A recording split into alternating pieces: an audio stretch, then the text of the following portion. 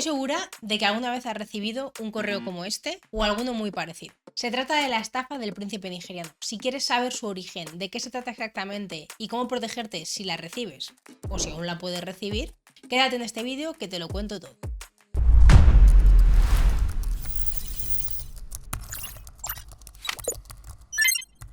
Si usabas internet en los 90, seguro que te suena o has recibido este correo de ese famoso príncipe nigeriano o millonario nigeriano que te prometía millones. Y si no lo eres, si eres más joven y no usabas internet y no sabes ni siquiera lo que es, quédate en este vídeo para descubrirlo y estate muy atento, porque aún a día de hoy puedes recibir un correo similar intentando engañarte, así que no te pierdas nada del vídeo. Pero ¿en qué consistía esta estafa del príncipe nigeriano? Como ya he dicho, se remonta a una estafa de los años 90. Vamos a ver un ejemplo en concreto del año 95. Básicamente es un phishing de manual que se basa en 4 pasos. Analizando esta primera carta vamos a ver cómo era el funcionamiento. Primero tenía lugar el anzuelo, el gancho, cómo nos iban a atrapar. Tenemos una historia en la cual el príncipe se presenta y nos cuenta su problema, en el cual nosotros, por supuesto, podemos ayudar. Y como personas que somos, nos gusta ayudar, vamos a intentar decirle que sí, o esa va a ser nuestra primera respuesta. Y con ello están jugando.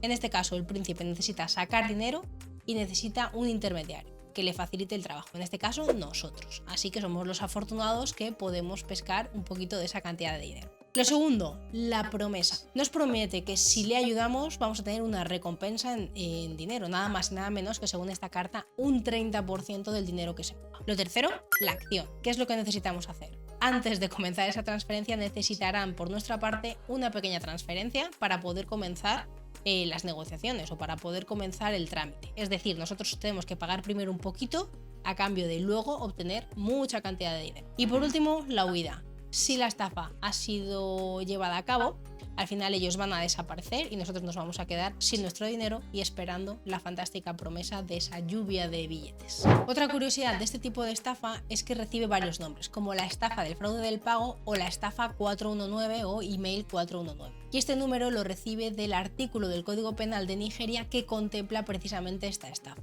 Como veis, Nigeria está muy relacionada con este fraude y también la razón de esto es porque en los 90 se dieron dos casuísticas. Una, un alto nivel de paro en el país y además el auge de los cibercafés, por lo que era muy accesible y muy barato ser capaz de enviar este tipo de correos masivos, consiguiendo que las ciberestafas se convirtiesen en una profesión dentro del país. Así que ese es el origen también de que esté tan relacionado Nigeria con este tipo de estafa. Y tan famosa se hizo esta estafa que ya no solamente contempla los correos de los supuestos príncipes o millonarios nigerianos, sino que es una categoría en sí misma. Y cualquier phishing que mantenga este tipo de estructura de intentar engañar al usuario para que haga una primera transferencia a cambio de más dinero, recibe este nombre como categoría. De hecho, os dejo por aquí algunas evoluciones de la estafa del propio príncipe nigeriano para que las veáis y vamos a ir viendo también más estafas a día de hoy que también corresponden con el príncipe nigeriano. Pero antes, ¿cuál es el origen real de esta estafa? ¿Viene de internet? Efectivamente, no. Nos tendríamos que remontar al siglo XIX, a principios del siglo XIX o principios del siglo XX, dependiendo de dónde lo leamos. Yo me quedo más o menos con el siglo XIX, en la que se conocía como la estafa del preso español o de los presos españoles. Y esto no quiere decir que fuesen españoles que estuviesen presos, sino que eran presos de otras nacionalidades o españoles que estaban en cárceles de España. Y lo que hacían era cambiar el email por la carta escrita y enviaban manuscritos a diferentes personas diciéndoles que conocían la presencia de una fortuna, o ellos mismos la tenían, o de un tesoro, pero que como estaban presos no podían acceder a ella y solicitaban la ayuda externa, pidiendo primero una cantidad de dinero para poder sobornar a los guardias y poder escapar, y luego prometer compartir ese dinero, esos millones o ese tesoro que conocían.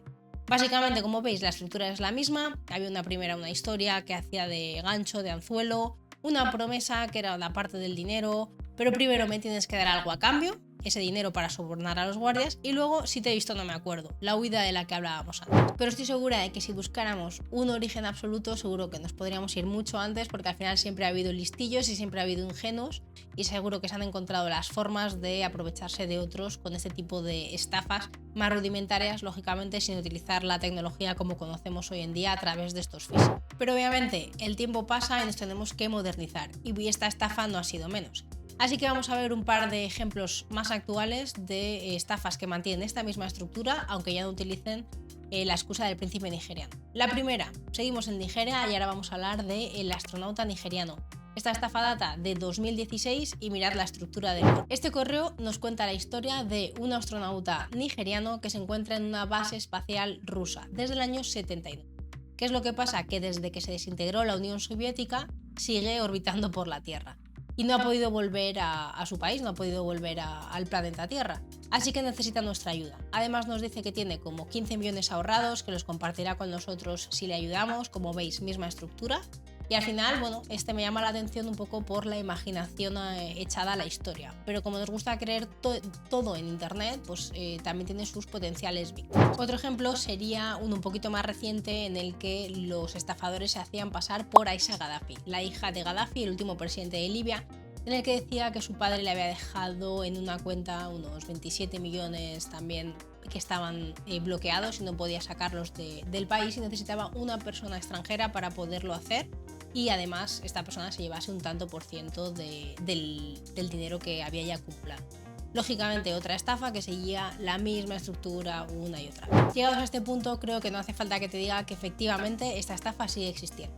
Lo que va a cambiar va a ser la historia que van a utilizar como gancho para intentarnos convencer y que nos convirtamos en víctimas, así que mucho cuidado con los correos que recibimos y desconfiad si nos prometen algo demasiado bonito.